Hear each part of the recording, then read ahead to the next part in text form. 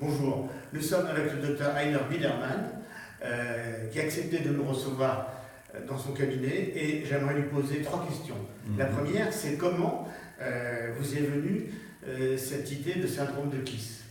Bon, au début, on a eu des individus, je dirais chaque mois peut-être un bébé, parce que c'était la famille qui était chez nous et on a,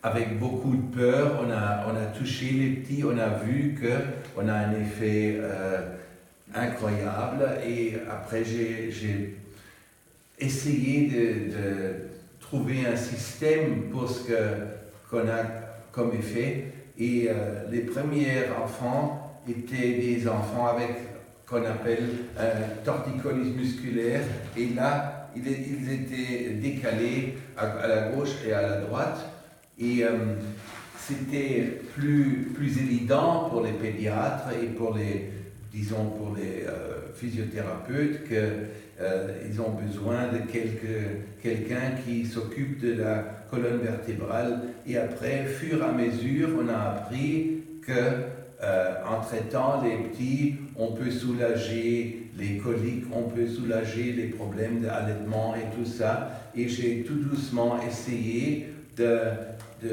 faire un groupe de symptômes qui sont reliés au malfonctionnement de la colonne cervicale. C'est pour ça, au début, j'ai appelé ça un syndrome. Syndrome veut dire qu'on ne sait pas vraiment la pathophysiologie. Maintenant, j'hésite un peu d'appeler ça syndrome parce qu'on a une vision assez claire de la pathophysiologie et des effets de notre traitement. Et comme ça, je veux dire qu'on devrait laisser tomber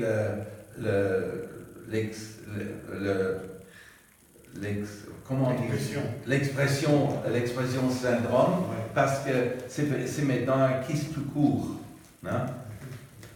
Parfait. Et ça fait combien d'années que vous soignez maintenant les enfants atteints d'un Kiss tout court? 40 ans. Ah, très bien, très bien.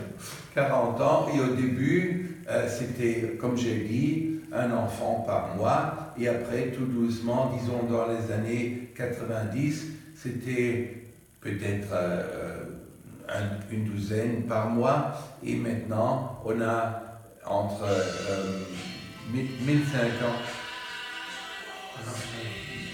Mais ça va gâcher le...